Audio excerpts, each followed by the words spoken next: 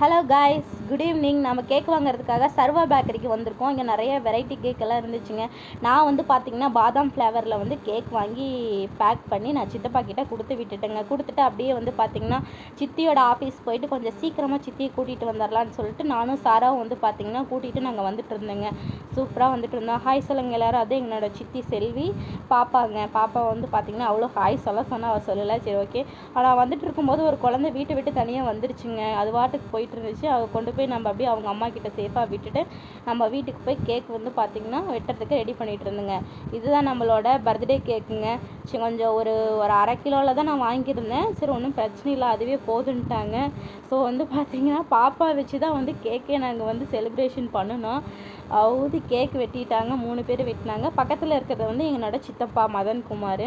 So அவங்க 2 பேரும் cake வெட்டிட்டு ஃபஸ்ட்டு வந்து பார்த்திங்கன்னா நான் சித்தியை வந்து ஊட்டி விட சொன்னேன். அவர் வந்து பார்த்திங்கன்னா ஊட்டி விட்டாங்க. ஃபஸ்ட்டு சாராவுக்கு ஊட்டி விட்டுட்டாங்க.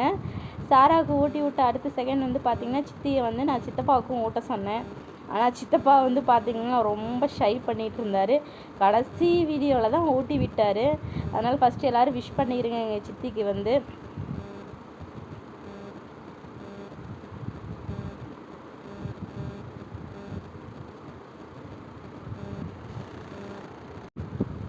அப்புறம் ஒரு வழியாக வந்து பார்த்திங்கன்னா சித்தி வந்து பார்த்திங்கன்னா ஃபஸ்ட்டு ஊட்டி விட்டுட்டார்.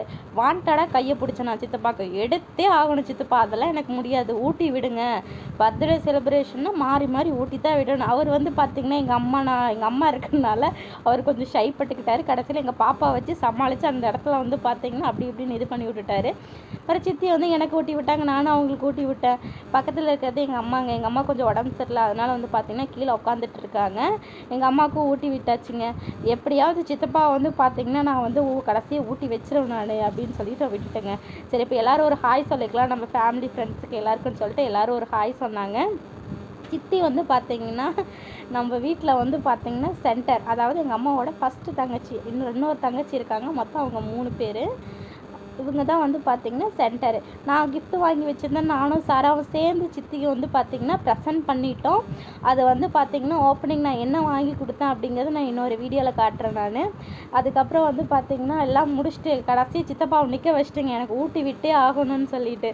எங்கள் அம்மா வந்து பார்த்திங்கன்னா போயிட்டாங்க. அதனால் அவர் ஜாலியாக வந்து நின்றுட்டார். சித்தி ஊட்டி விட்டாங்க. அடுத்தது வந்து பார்த்திங்கன்னா சித்தப்பாட்ட கொடுத்ததுக்கு சரி நான் ஊட்டி விடுறேன்னு சொல்லி அவங்களும் ஊட்டி விட்டாங்க. ஊட்டி விடுறதுக்குள்ளே என்ன வெக்கம் அவருக்கு, என்ன ஒரு சந்தோஷம். ஏன்னா வந்து பார்த்திங்கன்னா செலிப்ரேஷன் வந்து பார்த்திங்கன்னா அவங்க வந்து இவ்வளோ நாளாக எதுவும் பண்ணினது இல்லை. இதுதான் அவங்க ஃபஸ்ட் டைம் இந்த மாதிரி பண்ணுறாங்க.